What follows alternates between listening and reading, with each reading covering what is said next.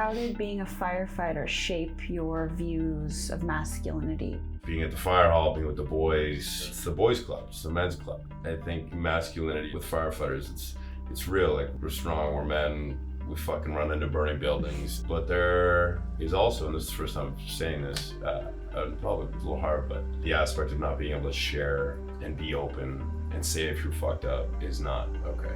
What happened 5 years ago? Well, I was engaged to be married. When you close your heart because you're afraid of feeling, the magic around you seems to stop. All of those moments that brought you here, the ups and the downs, made you who you are. And we should all be grateful for each of those moments and for who we are right here, right now.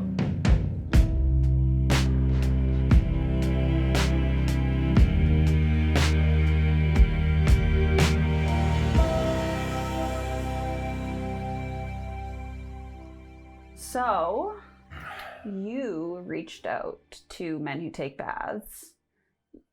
You called me brother. You thought the account was... I did. I love what you're doing, brother. Love what you're doing, brother. Would love to be a part of this, brother. Love what you're doing, brother. Actually, my name's Nicole. Cool. I'm so sorry. Oh my God. Yeah. The point is, though, is that you did reach out. And you wanted to be a part of this. Yes. And you were quite forward about that, which I appreciated. Why was it so important for you to be part of this? What about it drew you to it?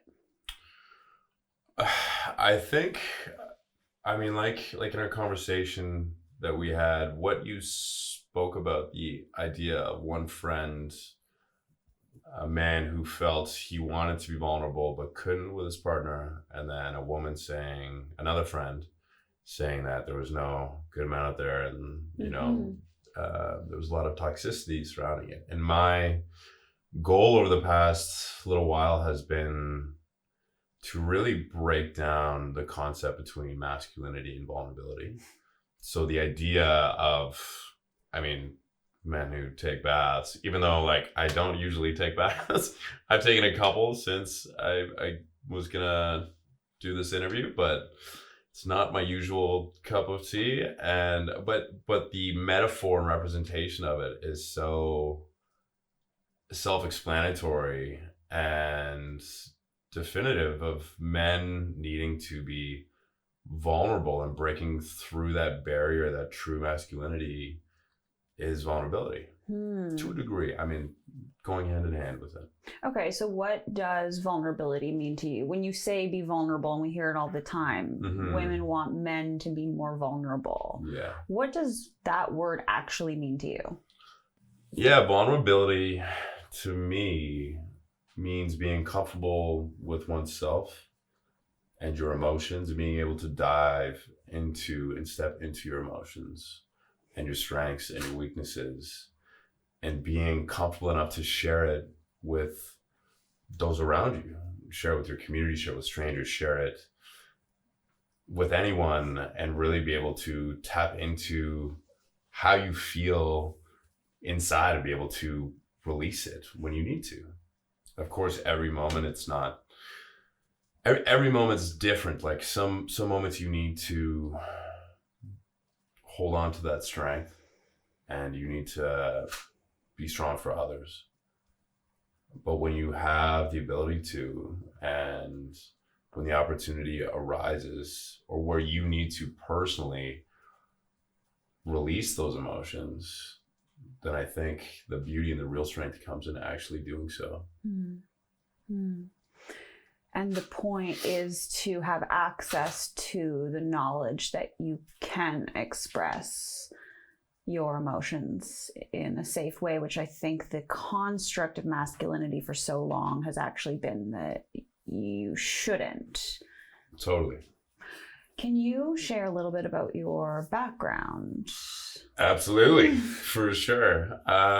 So I've been a firefighter for 10 years. So I recently took a step back, actually, about 2 months ago, almost to the day, just to take a break and dive into some more health and wellness and diving into the exact topic that we're kind of speaking about today, and wanting to create change for myself, to better myself, and then better those around me through coaching, wellness coaching in general, through fitness, resiliency, vulnerability, health, wellness, any modality that you can dive into, I think it's really just what I'm trying to figure out right now and embrace it all.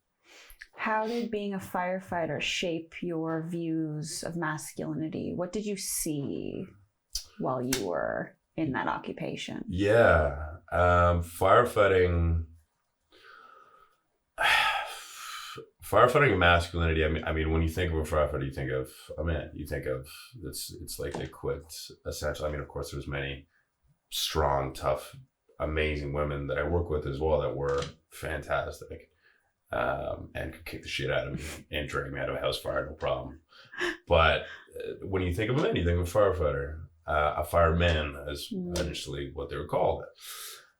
And the idea of being at the fire hall, being with the boys, you know, it's the boys club, it's the men's club. You know, we're hanging out together. We're together for 24 hours, 48 hours in this fucking house, talking about God knows what, a little bit of everything. Like, and a lot of it is truly like the brotherhood, the masculinity of like being strong together and the community of it. But there is also, and this is the first time I'm saying this out in public, so it's a little hard, but there's a toxic aspect to some of it, where as much as I love the brotherhood and I love this community for myself, at least, and again, this is my family. These are people that I still love to this day that I'm speaking about, that are fucking in my heart, like forever.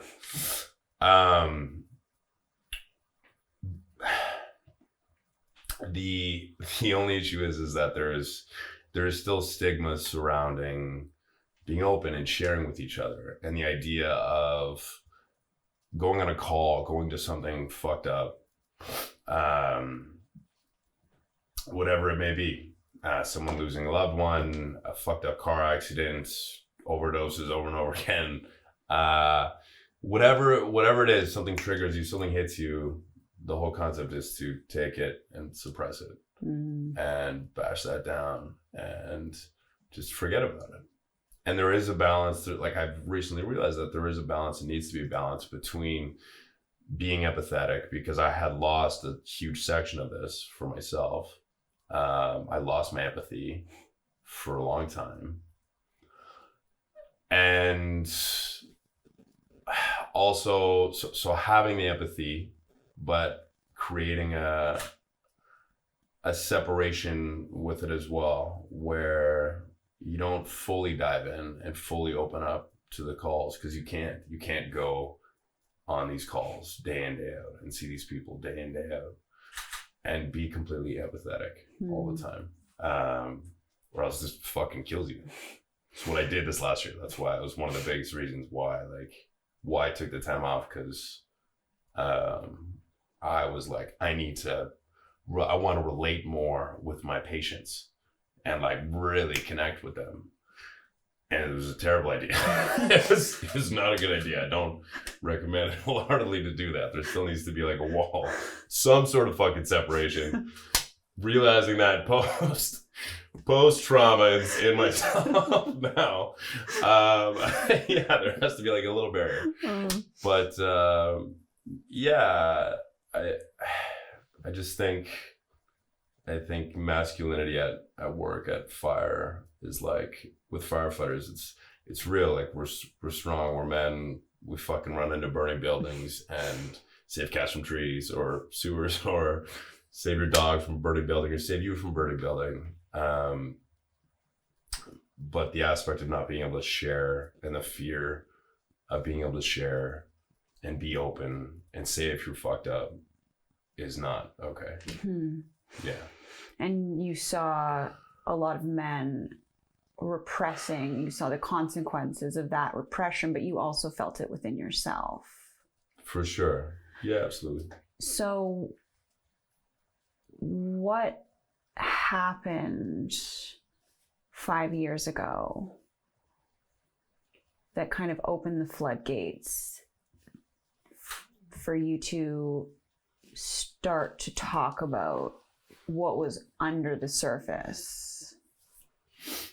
What happened 5 years ago? Fuck. What happened 5 years ago? So 5 years ago, there was two major incidents in my life, the catalysts that changed me forever. The first one being, I was engaged to be married. So we were like 6 months out from this wedding. My life was very crazy. It was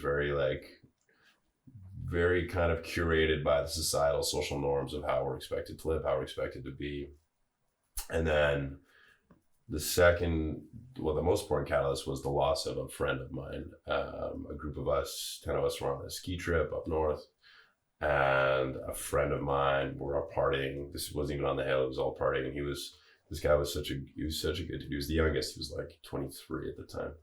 And he was heart of gold, just left wild man, was climbing the fucking outside of this building, just jumping balcony to balcony, just crazy shit.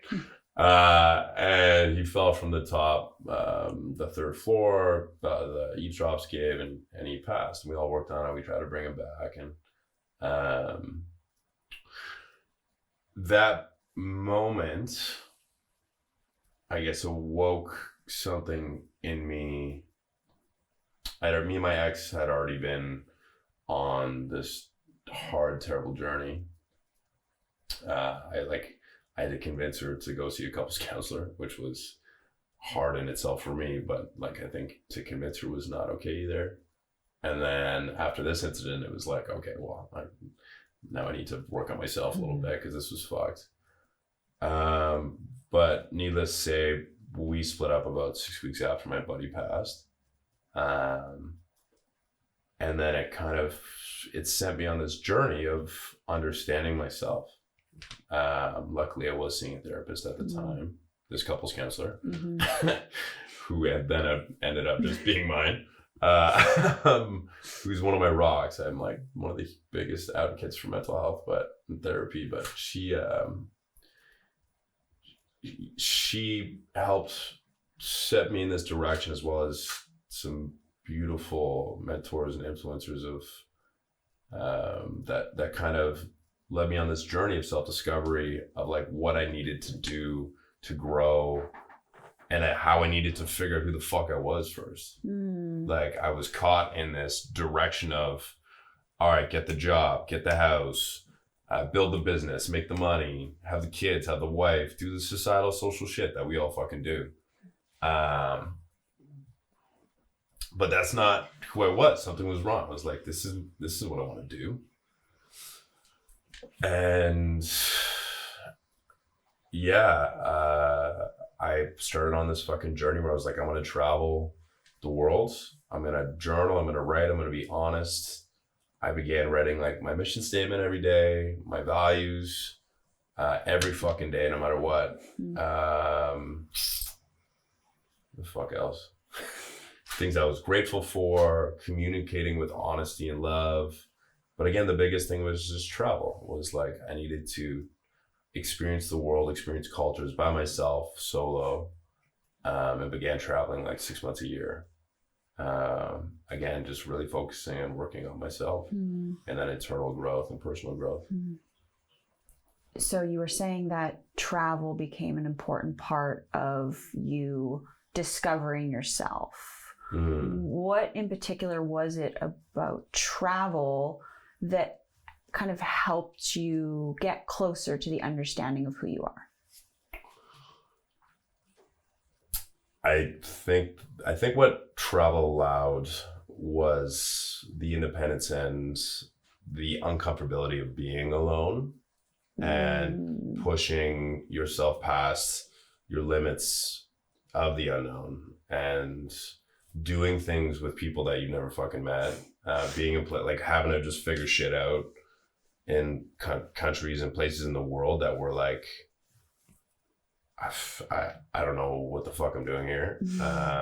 And I don't speak the language and nobody speaks the language with me, and just having to sort it out. And then the community aspect, I think, is actually the biggest probably the point too, which I've only recently found out now with this move to Toronto, just moving here a couple months ago. And why I moved was the community of love and support. Feeling safe in a community is the strongest, most healing fucking thing you can do. Like, being supported, even if they're not even doing anything for you, just being in a place where like people are there and they're not judging you. Like Othership as a degree for myself, working there. The reason I go there and what reason I want to facilitate there and the reason I'm coaching there is like, when I first went there in that sauna, and I was able to sit there and cry every fucking time, surrounded by 30 other people. And I'm a pretty large masculine male with this firefighting background, and I've tried to be very open. I've tried to be very communicate well and be honest and love and share, but to cry in public is not an easy feat. And I cry almost every time I'm in that sauna. And now I'm almost like this empathetic, this like I can honestly almost dive into tears. Like right now, I'm holding back tears, not because I need to, but I can now tap into this new beautiful power of my emotions and the heat, the cold, and community above all else. Community where you feel safe. Like, where people allow you and accept you for however the fuck you show up that day. Like, doesn't matter how you show up. That's real. That's cool. Yeah. Make me fucking cry every second here. Holy shit. Oh, my Lanta.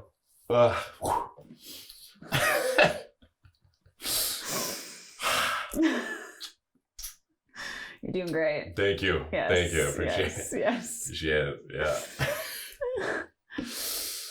I can only imagine, though, how good it must feel to be connected to the feeling of empathy again, especially because community is so important. And connection without empathy is really impossible. I tend to look at vulnerability as, and for people who don't really understand the word vulnerability, only because there's been so many definitions of it, and sometimes it feels like it's a bit of an overused word, but it's really just that feeling of moving through the world with your heart open. Yeah. And that's incredibly powerful. And you can feel, it's almost like when you close your heart, because you're afraid of feeling, the magic around you seems to stop. And then the second that you open your heart and you're moving through the world with an open heart, synchronicities are happening. Yeah. Like, you feel in flow. 100%. You know, it's just all of a sudden you meet someone and they say something, and now you're at this thing and you're and it almost feels like it's like a certain energy. And so vulnerability doesn't mean being weak or soft. It really just means being unafraid. Absolutely. You know, and we talk about how love is the opposite of fear, and we're always trying to orient towards more love, which means that we have to be less afraid to feel if we essentially want more love. For sure. So for you, going from spending so long detached from empathy because you had to, really, what does it feel like for you to now transition into a place that you can relate? How has your life changed? Honestly, everything you just said fucking happens. It's like the synchronicities, the connections, the opportunities of trusting yourself. I mean, beautiful. Thank you again for sharing that and what you just spoke about. It's like so on point. Like, I think vulnerability is totally not misunderstood, but it can be very misunderstood when like vulnerability actually, pretty sure, I don't know the exact definition of it, but it's like, or the origination of it, but I believe it was like Brene Brown. She quoted, she's like a shame doctor. Yeah. She quoted a shame doctor. That is such a good way of putting it. Yeah, that's like her. She's like actually it's fucking wild. Yeah. And it's so beautiful. But she like, vulnerability stems from this Latin word that's it's like vulna or whatever the fuck it is. And it actually means, this Latin word actually means courage. Mm-hmm. So really being vulnerable, being your authentic self, is actually being courageous. And courage, the Latin root of courage is cur, more or less, which is heart. You're getting it. This is what I'm talking about. That's more what I meant. Yeah, okay, yeah. Whatever. We'll edit this. Totally, yeah. Right? Same. Cur. We're not editing it. Fuck it. Almost the same thing. Yeah. Vulna, you know? Vulna. Like fake it till you make it. It did. I was almost sold. Unfortunately, I knew the truth. The truth? So, yeah. I was just going to this is your interview, It's so I didn't want to interrupt you. It was close. No, yeah, I appreciate it. Really close. Smith, the same thing. Mm-hmm, Yeah. Yeah, so it's cur. Cur meaning courage. Yes. Vulnerability. It's this beautiful whatever trifecta of yes. vulnerability actually means courage. Yes. And when you are able to be vulnerable, courageous, and authentic, like I have been in the past 5 years, but more recently, specifically in the past 3 fucking months, 4 months, it has been so difficult. So many fucking kicks to the face, slapped me, beat me. It was beat down. I was beat down so many times, some of the hardest times of my life.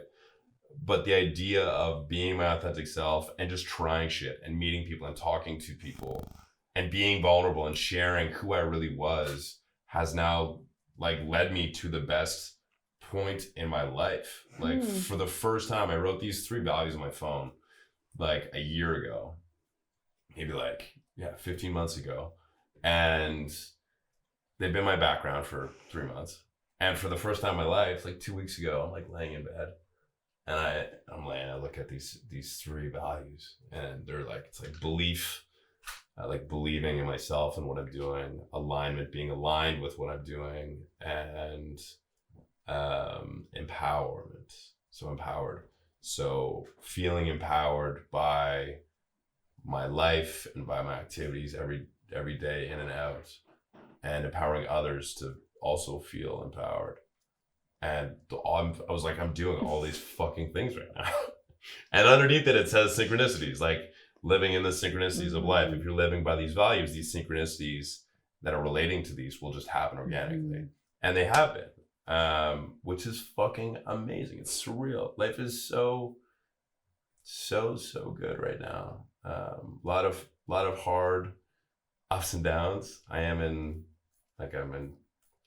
diving into some difficult treatment and trauma for myself, therapy for trauma that I did face and deal with at work as a firefighter. But that's helping me grow every step of the way too, because it's teaching me to dive into the fear, which is so fucking hard, of the idea, the stigma, and what others may think, my brothers may think of me from the fire department. Even though I know it doesn't fucking matter, which is that's the hardest part. It's deep down inside, I know that it makes no difference what anybody else fucking thinks. But it's this eating away at you, this stigma and this judgment inside. Even though so many of them have reached out in a beautiful, beautiful way of support and love, and just want to see me at some point, and that they'll always be there, and it's beautiful. It's still it's this fucking knife digging away, even though I'm telling it no, it's okay, but yeah, you'll be able to help them so much too, right? the first one through the door, to be brave, to be courageous, to Yes. get the help needed, the way that you're going to be able to communicate with people who are in similar situations, right? Like your gift is everything you're doing right now. For sure. Leading by example. Yeah, absolutely. Yeah. That's the biggest aspect too. It's like to become like a leader or a mentor. Like, I'm not the first to go through the door, the devil's fucking door, dealing with this and face this. But I do feel the need, after going through it and currently going through it, to create something and bring something on the other side to help other people become more accepting and vulnerable and break that judgment aspect. And not just for myself. It's like everybody should be fucking doing this. And there's so many other people out there that are diving into this right now. This, what we're doing right here, is this exact perfect example of like breaking down these barriers and these fucking walls that are so archaic and bullshit and societally, socially fucked up that we need to change. And this is it. This is the start. This is where we lead to a whole new fucking chapter. Still grateful for all the moments that brought us here, but this is what gets us to that next level. Everyone gets everyone to that next level, to that next spot in their life where they feel present and ready and authentic and whole. Yeah. What do you think masculinity could look like in 10 years? What do you want it to look like? Ooh. I want masculinity in 10 years to be a place where men can, I mean, men and women, whatever you want masculinity to be, but specifically men in my concept, for them to be open and comfortable enough to dive into their emotions and share how they feel with their friends, their brothers, their sisters, their loved ones, strangers on the street, and be able to tap into that feeling inside whenever they need to, and know that it's okay to do so. And I think in doing that as a whole, in 10 years, if everyone in the fucking world hypothetically were to do this, the world is going to be such a beautiful, loving, open place. And it will honestly end like so many of our issues and so many of our problems that we're facing, especially in the mental health world, the mental health crisis. For anyone watching this, but specifically first responders, what message might you have for them as a takeaway from hearing you speak? I guess the one message I would have to share would be to dive into your heart through the fears. Don't worry about what other people fucking think. Like, just trust your instinct, trust yourself. If you need help, go and get it. You'd be shocked how many of your brothers and sisters need it too, and are also there for you. And that the stigma, as much as we built this fucking stigma up, is not even there. Is like, it's shattering as we speak. It's breaking down as we speak. So dive into it, feel into how you're feeling, and trust that others are actually there for you. And reach out, share with your community, share with your loved ones, fucking strangers on the street, and get help. Don't hold it in. Don't take it in. We got to share it and spread the love. Are you the man you want to be? Ooh. I am the man I want to be, for sure. Like, fuck yeah, 100%. For the first time in my life, I am exactly who I want to be. I mean, of course, like the concept, there's this beautiful idea that McConaughey actually dropped. It's like, who's your hero? And he says your hero, or his hero, which I also embrace this concept, is me in 10 years. My hero is me in 10 years. But that doesn't take away from who I am today. Because my hero 10 years ago is fucking me now, right? Like when you do like these childhood meditations, which I do one in that warrior class that you got to come to. But it's this childhood meditation where I get all of us to dive into this 10-year-old version of ourselves, and we open this door and we're faced with this 10-year-old version. And our 10-year-old self looks up at us and is in complete awe, and they're in awe of the strength and the confidence and the power and all that we've done in our fucking life. And it's so powerful because it makes you realize where you're at today.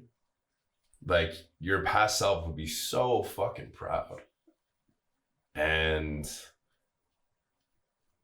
all of those moments that brought you here, the ups and the downs, made you who you are. And we should all be grateful for each of those moments and for who we are right here, right now. And yeah, to end on that, I'm so fucking proud of who I am. It's so grateful, yeah, 100%. And I'm like stoked to see what I'm gonna do in the next 10 years. My hero in 10 fucking years. My first basketball ever. Really? In my life. Yeah, they're like, throw it. Yeah. Yeah, that's fucking heavy. Yeah. Well done. Let's go. It's like an emotional journey I just went on. Holy shit.